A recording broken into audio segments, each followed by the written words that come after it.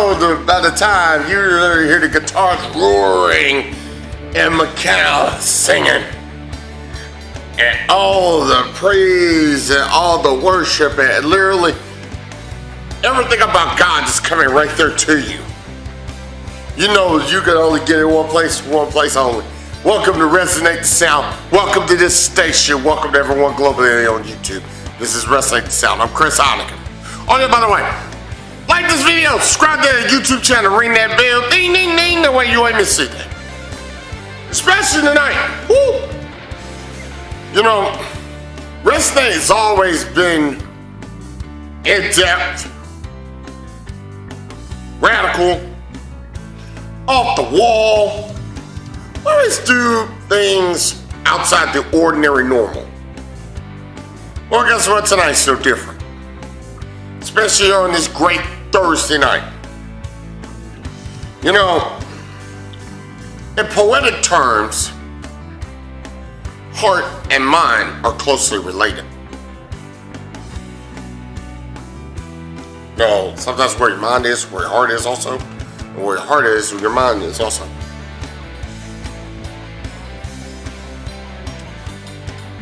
You know, there are many things that people can use towards describing heart, and some even use hearts, you know, as like something poetic on Valentine's Day. They'll say they're special, I love you to that someone special. Or in sign language, folks would do this as a sign of I love you. I know one individual that does it very frequently on a regular basis, and he's Robert Gibson of the Rock and Roll Express, a great legendary wrestling tag team, because his parents were deaf, and he always used this to relate to them, representing heart and representing love. Tonight on this program, we're going to dig a little bit deeper more into the subject, so please get your paper, get your pen, get your Bible. Oh yeah, you're going to need it for this one. As we take it inside Resonate Church, and our senior lead pastor, Brian Adams, standing by. Tonight, we deal, it may be one word title, but bottom line, if you really, really, really open up your heart and open up your mind to this, it could be the one deal that changes everything around. This one is called heart. Pastor, it's all yours. Go get him. Let's go resonate.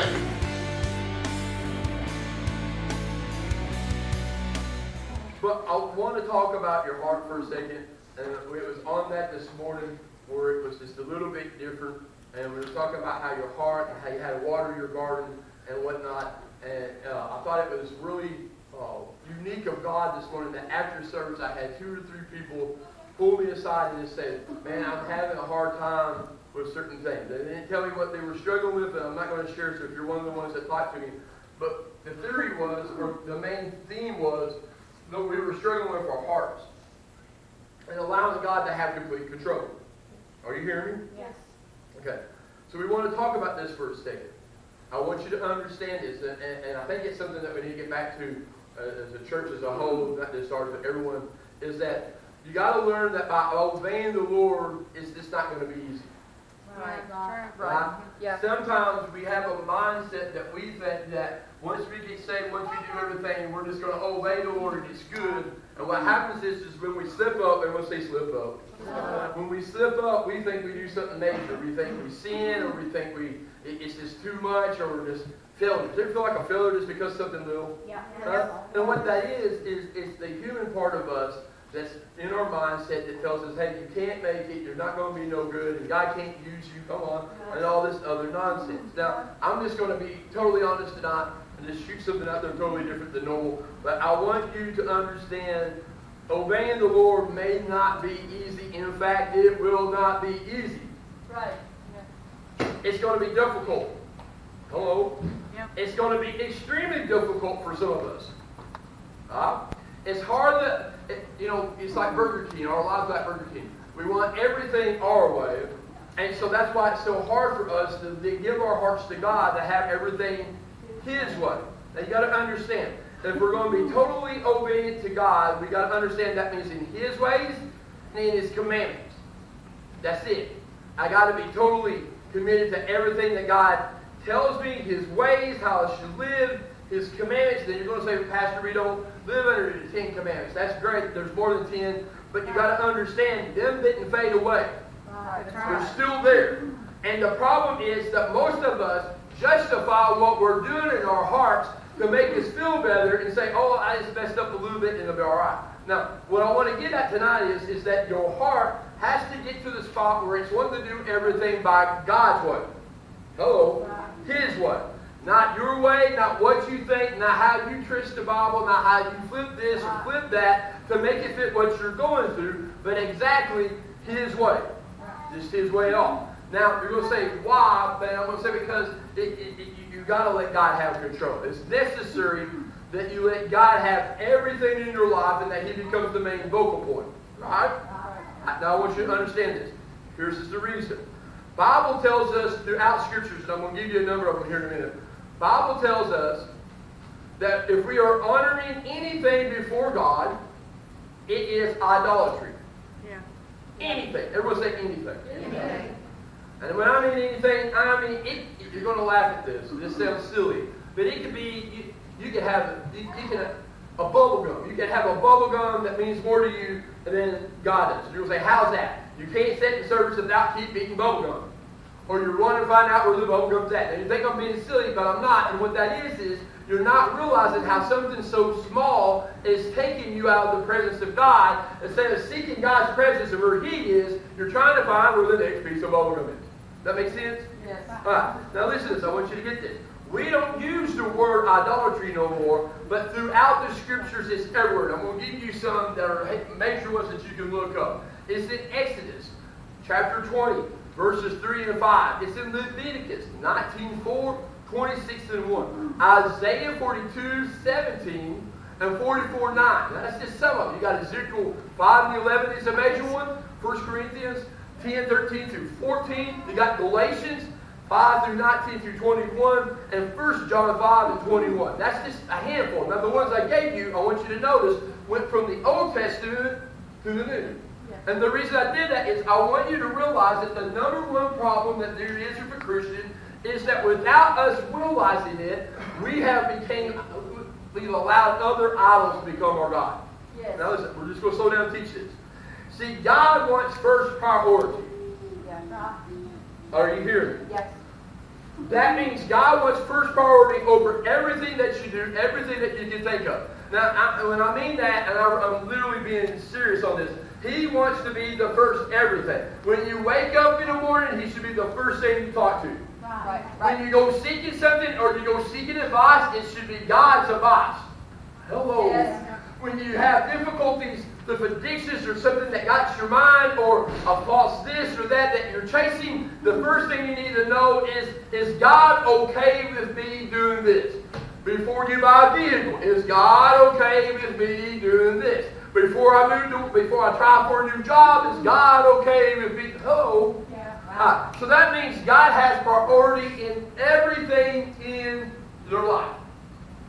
Can we be honest? Does God have number one priority in your life? Does He? Is He everything? Is He the first thing you go to? Is He the number one thing?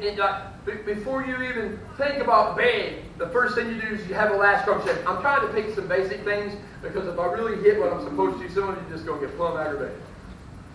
But is He your first thought? Is He your first go-to? Is He your everything at every decision that you make? Now don't answer me. I want you to answer yourself. Is God absolutely your number one in all things? If not, we have had an idol rise up and we don't even realize it. Are you hearing me? Yeah. Exodus 20, verses 2 and 3 says this. I'm the Lord thy God, which have brought thee out of the land of Egypt, come on, slavery, out of the house of bondage, come on, and thou shalt have what? No other gods before me. Right? Now I want you to get this. Idolatry ain't what everyone thinks. Idolatry, or an idol, is a stronghold, are you hearing me? That slips in stealth-like in your life and you don't even know it. Yeah. Yeah. Let's be real. You're going to have to help me. It's something that sneaks in, say sneaks. Sneaks into your life, stealth-like, and you haven't even noticed it's there.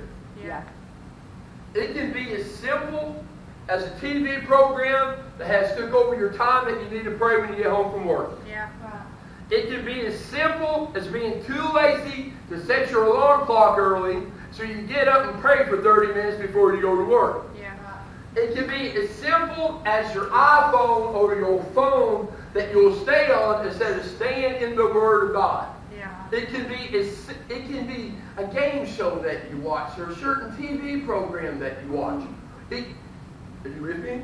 Yeah. It can be anything that you're doing and not realizing that it is taking the time slot that God allowed for you to spend time with Him. Yeah. And it sticks up on you. Now I'm going to be honest as a pastor. Just totally honest.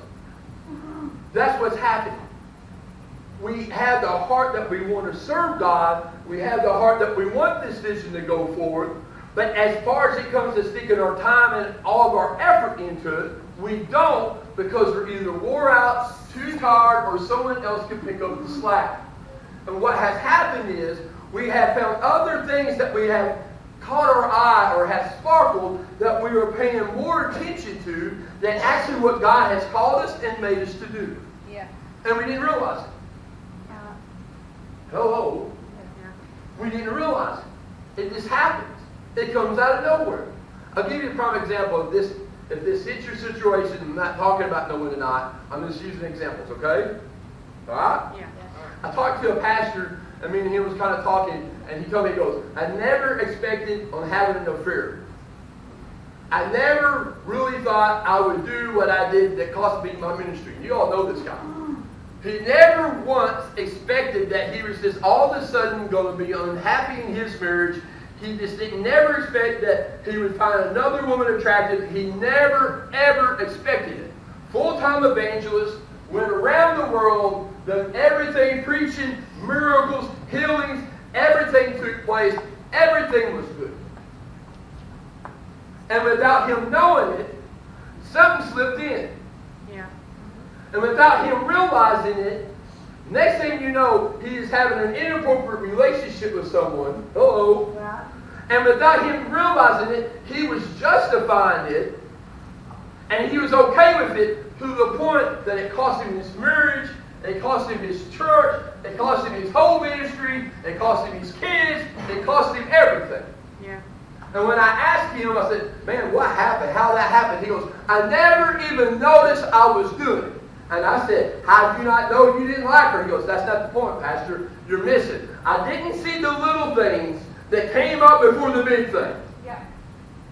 And that's what we're talking about. Sometimes in the middle of our unhappiness and our struggle with our heart, we don't see the little things that are moving in that we are idolizing more than God. Yeah. Are you with me? Yeah. Sometimes we feel alone and we're looking for something or someone to get involved with, or a TV show to be a part of, or a game, or my worst thing right now is Facebook, whatever you're in. And you do that to fill the time slot because sometimes we don't feel like we're loved. Sometimes we don't feel like we get attention. Yeah. And we don't even realize what's happening is we've gotten away from the Bible, we've gotten away from praying, and there has been something that slipped in so sneakily like, stealth-like, that we didn't even realize it, that now consumes all of our time. Yeah. That's right. And that's what's happening. And the problem with that is, in a minute I'll show you, is that when something else consumes all your time, you don't get the blessings from God. Hello? Yeah. Can we really be real? As I was talking to him, and he's a really close friend of mine and done a lot of good stuff for me. When I was talking to him, he said, I didn't even notice that while the little thing was there, I started losing some blessings. And I was like, what are you talking about? He goes, I didn't notice that the healing lines wasn't as long in my services. Yeah. I didn't notice that God wasn't blessing me with the finances. And I didn't notice that my going out and preaching, my schedule was getting smaller. I didn't notice that there was a distance between me and my son. And he goes, I missed the little blessings because scriptures, I'll get to it in a minute, tells us that when we're obedient in God, that's when He blesses us. Yeah. And when we're not obedient, we all know this, but we don't ever preach it, is because when we're not obedient, God won't bless you. Yeah. And what happens is that stealth thing sneaks in, it sneaks in without us knowing it, and we didn't even see the side effects. Yeah. We didn't see that we didn't want to go to church as much and didn't want to do as much, and we didn't see that God wasn't blessing us and we wasn't getting the normal things that God gives us. We didn't see and we didn't notice that until all of a sudden there's so many little things that it became big and we're like, where's God? What's He doing to me? Yeah. And it ain't that God did nothing to you, and it ain't that no one else done anything to you. It's that something else became more important at certain time slots, or maybe just more important in general than what God did. Yeah. And it starts to take you. And it starts to overwhelm you. Hello? Yeah. See, that's why Paul tells us in Colossians 3 and 5. 4 and 5, there are your members which are upon the earth. What? Fornication, uncleanness. Right? We know this, right? And what he's telling us here, that this is all idolatry. And what's really cool about this is, Paul understood that an idol is everything, and I want you to get this, we're not going to stay much longer, but I want you to get this because I got to nail this on. Paul understood that an idol is anything that you value Yeah. more. Yeah. Okay, ready? Now, here's the two things that I'm going to preach on. I'm going to hit it, I'm going to tag it, I'm going to pray, and whatever happens, happens. You ready? Anything that you value more, either by your attitude. Now, I'm going to do the other one later. Something that you value more than your attitude. He understood that if you can have something, and you can be it can be your idol without you realizing it, it changes your attitude. Yeah. It changes you from being someone that's loving and caring, that will go out of the way for someone without you realizing it. You just feel like you don't care no more and you can't take it. It takes you from, it changes your attitude where you're doing this and everything's great to now that you're just setting and you're moping and you're depressed and you can't handle it. Yeah. It becomes something that in the attitude changes is the only thing you want to focus on because you feel at that moment that's the only thing that gives you life and that's the only thing that gives you breath. Yeah. I'm going to give you a rough example. This is not you. You won't like it, but this will be the only way that you'll get it. It's like someone that is addicted to something. He really don't want to do it. She really don't want to have it. But that's the only moment that she feels like she's somebody, or he's somebody, or that's the only moment where they feel like they have a glimmer of hope, or they can be something. Yeah. It changes their attitude. Yeah. If we look at that, and we be honest with ourselves, can we admit that there's something in the way that sometimes affects our attitude towards church? That there's something in the way that affects our attitude towards God. Yep. Something, let me do it this way, something in the way that changes my attitude on how I treat my family, or how I treat a relationship, or how I don't focus on God no more. Yeah. And if we look at it, it won't be the, I don't want you to get this, it won't be the big thing that is so obvious. It's going to be the little thing that snuck in that you didn't put under the blood. Yeah. It's going to be that one little bitty thing. It's like that 1 inch. Yeah. Are you all with me? Yeah. It's like that 1 inch that you can't reach, but man, it's just, I have a carbon glass at me. I got an inch right here, pretty much 24/7, and I can't reach it. And I asked her all the time, what is that? And she's like, it's the same thing it was last night, but scratch that. Take care of that. And she's like, I'm like, you don't understand. He said, you scratch. And she's like, I scratch it so much it's red. I'm like, we'll scratch it a little more to the leaves or something. Come on. Right? You follow me? Yeah. And what's happening is, and I've got to be real with you, there's some of you that think something else is the big issue, and you're trying to work on it when God's like, That's not what you need to be focusing on. That's what the devil's got your attention on. But the true problem is that little bitty thing that's stuck in that you don't even want to address. And it's become an idol. And it's grown. It gives you attitude and turmoil. It keeps you aggravated. It keeps you upset. And makes you think you need to change churches. Makes you think that you need to do this. Notice I'm not just talking about our church. I'm talking in general. It makes you think, I want to quit. I don't want to study. I don't want to go. And I don't want to pray. I don't want to see. Hello? Yeah. It changes your attitude from where you're praying and seeking God. Now you're not doing nothing but griping. And you're even, I'll be honest, this is what I feel, that you even get to the point where you're shut down and you don't even talk to nobody. Yeah. It's changed the attitude. The second thing it does, hello, you with me? Yeah. It changes your actions. Without you realizing it, they're not the worshiper you used to be. Yeah. They're not, hello, Yeah. the praiser that you once was. Yeah. They don't work for souls no more. Yeah. They don't have the burning to want to do things that's God related. Yeah. Not only that, it changes your actions that you have around people. Where you used to be the highlight and talk to people and encourage you and do this, now you're just one of them that fade in the background. Yeah. Hello. It's got to the point where you don't, it just brings everything out. Your little actions are different. Yeah. You're not the same person at home. Hello. Yeah. You didn't even realize it was happening. Yeah. It's just overwhelmed you. Yeah. It's that one thing that you're focusing on more than that. I can give you some simple ones. If you're a kid, it could be the video games that you keep playing. Or it could be the video games that 5 different people play at the same time together. Not realizing that could be a Bible study time. Hello.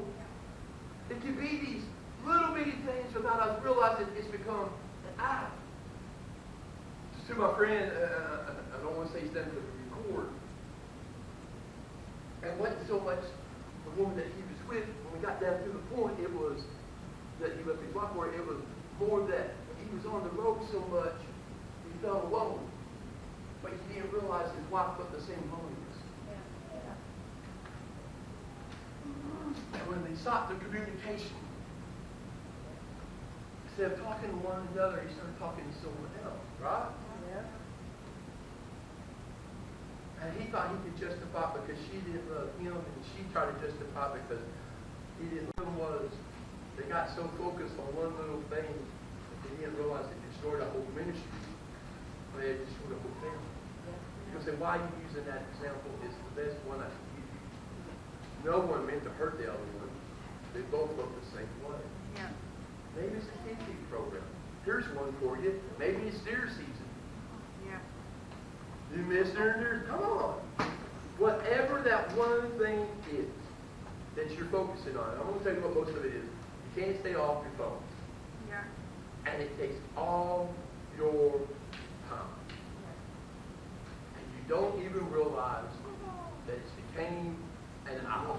Are you hearing me? You didn't even know that it was there. You didn't even know you had an issue. Y'all right? You okay with me? Yeah. So this is what I got told to write down, and this is what I wrote down. And we're going to go from here.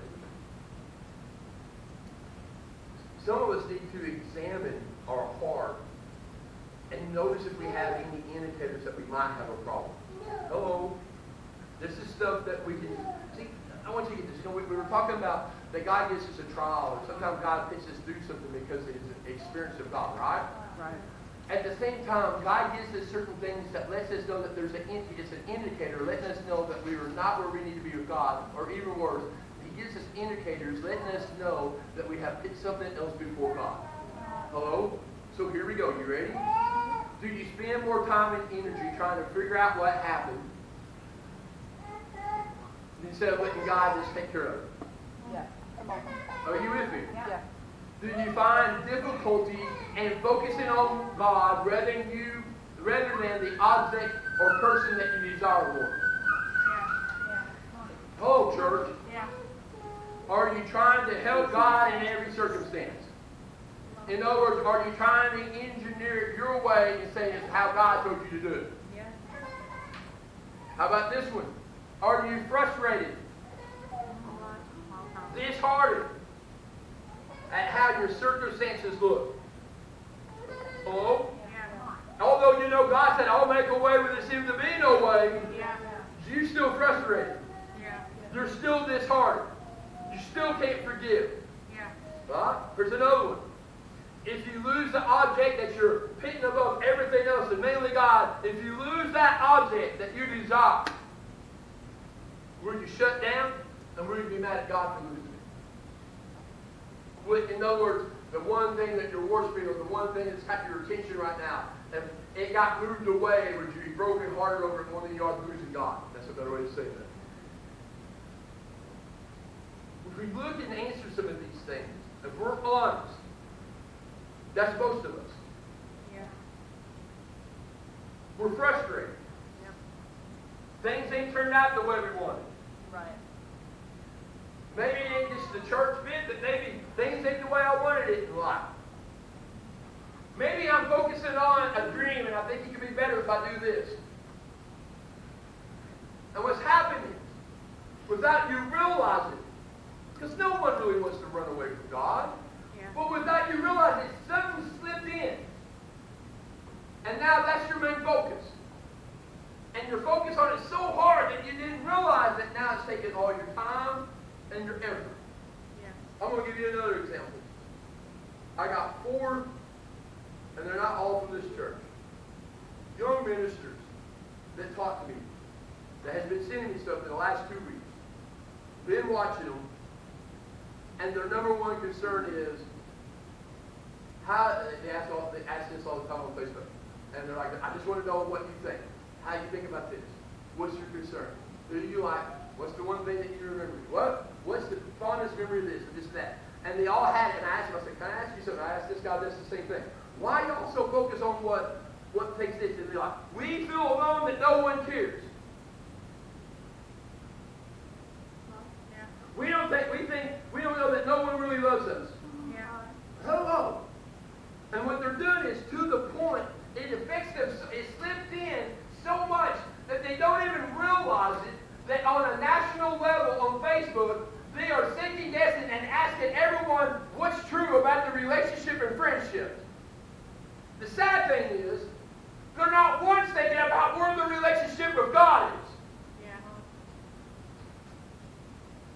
Because you're more focused on what other people think. Or, hey, do you really care? Or do you, you're going to say you're just rambling. I'm not rambling. This is a major problem. We're more focused on how everyone else feels about us instead of worrying about how God feels about us. Yeah. And where we're in a relationship with God. We have let idols click in. Let's just be real. Look around. You're my cream of my crop. Look around. We have let idols click in on what we think is more important than God, that we can't attend church on a regular basis. Yeah. Or we can't work on the church on a regular basis. Because we allowed something so small kick in to overtake us. Something so little that has overwhelmed our mindset that we can't even, we lack the presence of God. What's your idol? What's the one thing that you like more and you focus more? I'll give you another example. This is going to hit some of my young ones. And look, I'm not hitting you. I'm just preaching, okay? Just it hits you.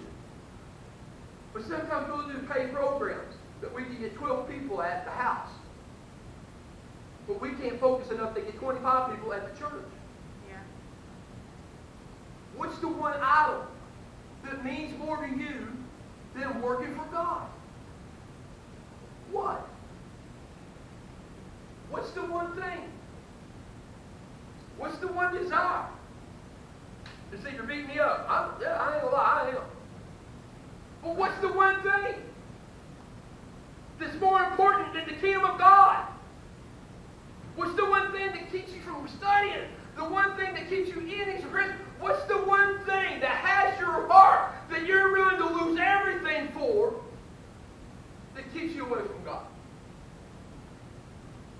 What's the one thing?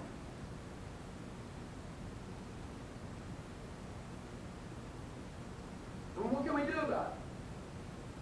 How we fix it? There's still fixing it if you don't give it to God and just let Him handle it.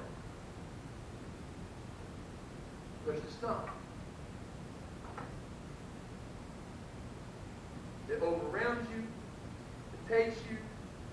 And what's sad about it is it can actually be you're so focused on how other people don't act the way you think they should that they'll keep you from doing what you need to be doing. Are you hearing me?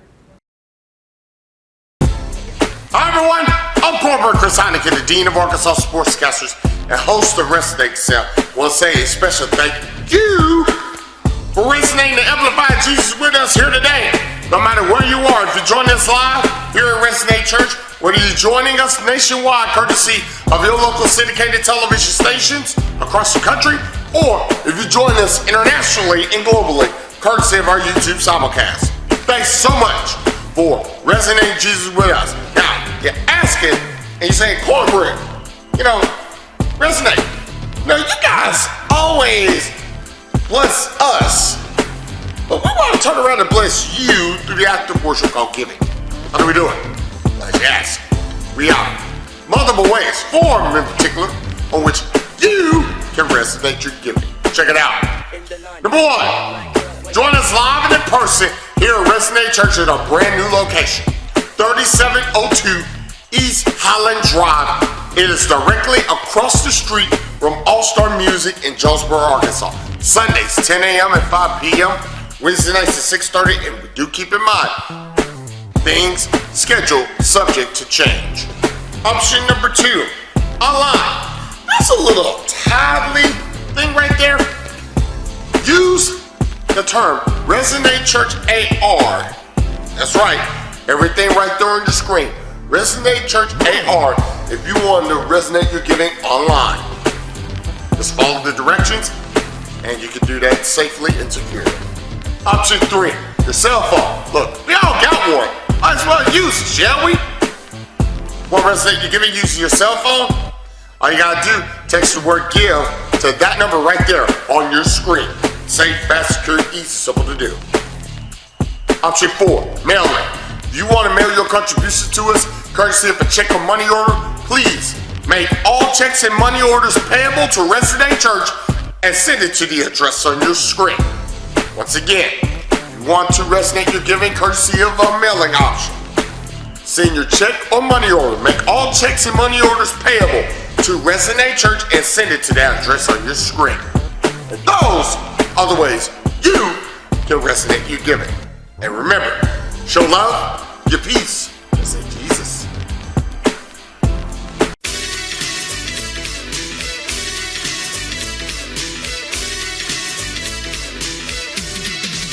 Hey, what up, man? What's up, buddy? How are you, bro? I'm doing well. How are you doing? Oh my goodness. Woo! Man, just came out of Resonate, man. You know it's all good, man. Woo! Instead of us talking about it, hey, why don't you come join us? Sundays, 10 a.m. Come join us. Woo! Sunday night's scheduled to change. Wednesday, 6:30, it's on. Our women's ministry is strong and rooted.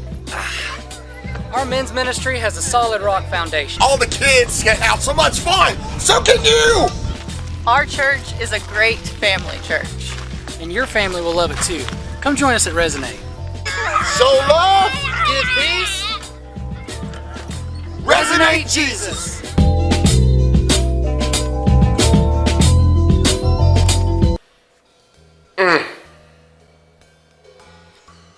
Wow. Awesome in-depth stuff, Pastor. Wow. Thank you very much.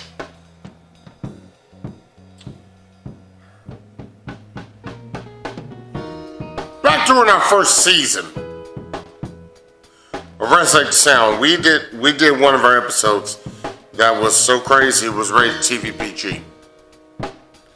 It's talk about God wanting to do a new thing in you. That applies here. Where's your heart focused on? Well, what's your heart focused on? Let's really get deeper. What's your mind focused on?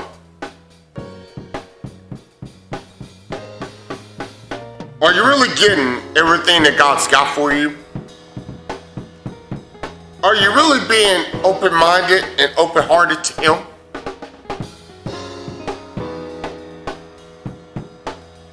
If we're all honest with ourselves, the answer is no. If we're all honest with ourselves, our heart is too focused on any and all negativity that can happen. And we put our focus and our desire on that. Because that's all our flesh is used to, negativity. I dare say, when it comes to the C word, Christian faith, that's all we're focused on. Why don't we do something different for a change? Why don't we have a disciples mindset? A disciples like heart when it comes to God. You know, God gave His heart and showed His love. Not just with Jesus dying on the cross, not just with Jesus being alive on earth, but He showed it when He created you. He showed the connectivity with the heart and the mind when He created you. You know, God gives us tools every day to not only protect our heart, spiritually, emotionally, mentally, physically. He's already given us tools, courtesy of Solomon and courtesy of many others, talking about guarding your heart, watching your heart, protecting your heart, also with your mind, protecting all of that from any and everything that can literally come in and insert their way into your life and literally poison your heart.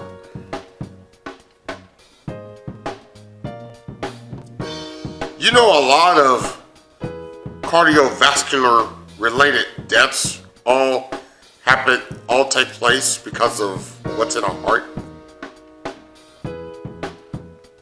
Look at this from a spiritual perspective. Are you dying of a broken heart because you've allowed a lot of negativity and a lot of bad stuff to enter it? Is your mind so contaminated to where you cannot receive any piece of good information? You know, I went to Hobby Lobby this past weekend. And one of the individuals that was in the checkout line, yeah, despite it being rainy outside, you know I'm always, got my happy attitude on, especially if I enter a store and get my G's on. But this individual really sealed it for me. Said it's all about perspective. Said, man, I literally got my shout on, I literally got my G's on, right there in that checkout. Not because of what the employer said, but because of what the customer said right in front of me. And by the way, big shout out to that individual. You will be blessed. And I'm about to say it here on television. You are blessed and you will be blessed in everything you do in Jesus' name. Broham literally had me shouting just with some positivity. Because it's all about perspective. How does that tie into the heart? It's all about what you put into your heart. Do you allow positivity to enter in and warm your heart and keep the heart beating at a regular pace? Or are you allowing all that other junk to poison your heart, make your heart tired, and you be devoid of energy? Mind-wise, what are you letting inside of here that streams all the way down to here, your heart. Ask yourself that question this week. In fact, here's my challenge. Here's a disciples challenge. I'm not going to say the Bible challenge. This is, of course, no, we'll have something special on that. I'm not going to say this is the quote-unquote biblical challenge. I'm not going to say this is a spirituality check. I'm going to do a disciples challenge. And let's challenge you with this. To use Christian McLaughlin's words, check your perspective. Is your perspective all negative? Because if it is, so is your mind, and so is your heart, and so is the rest of your body. That's why the Bible says, renew your mind, soul, body. Heart and mind connect. You got to renew that with positivity. There used to be a commercial in the 90s that literally says, a mind is a terrible thing to waste. He's actually talking about the heart too. I believe it was Michael Jordan that actually did that commercial. I know there are a few others, but I know Michael Jordan came to mind. Talked about education and all that. He said the mind's a terrible thing to waste. Hosea 4:6 says, but people are destroyed for lack of knowledge.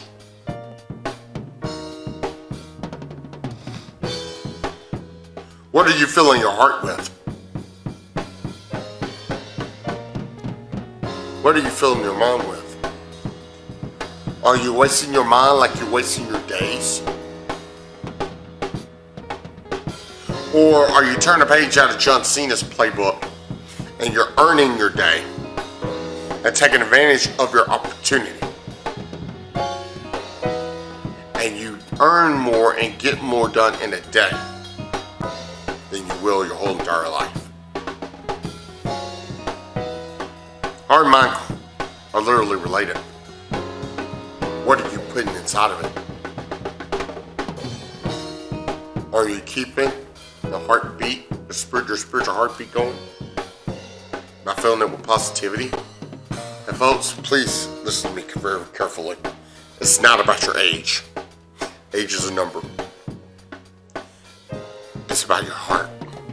What are you feeling inside of it? What are you feeling inside your mind? Do a heart check. Do a spiritual heart check. Do a spiritual mind check. Because, like Michael Jordan said in the 90s, in the education commercial, a mind is a terrible thing to waste.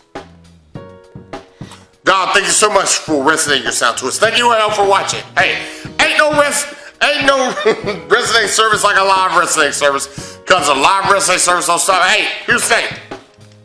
Why should you be left out? Come join us live here at Resonate Church. Info on the screen. Plus, 4 ways to resonate your giving. ResonateChurch.Jonesboro.com is the other option. And I'll preach news, scoops, views, info, so much more. Facebook.com/Resonate Church Jonesboro. And you're watching this program on the YouTube simulcast. Like this video, subscribe to the channel, ring that bell, ding, ding, ding. That way you ain't miss it. And you ain't gonna miss this coming Thursday night. Oh, yeah. Something fresh in the air. Woo! Oh, it's on this Thursday night. Please join us 9 p.m. Eastern globally on YouTube for our simulcast. 9 p.m. Eastern and Pacific right here on this station. Join us, will you? For our senior lead pastor Brian and Carmen House, for our entire crew, everyone here resonating for everyone at Syndicated Media Television Partners Group. I'm Chris Heineken. We say love shows love. Yeah, love shows love. Show love. Give peace and resonate Jesus. Oh yeah. Hey, Hot Topic, thanks for the shirt. By the way, Spencer's, thanks for the shirt. Appreciate you. We will see you next Thursday night. Same time, same place, the same station. Join us, will you? It's on. You can't miss it. Good night, Canada. Good night, everybody. We'll see you this Thursday night. So long. Neither death nor grave.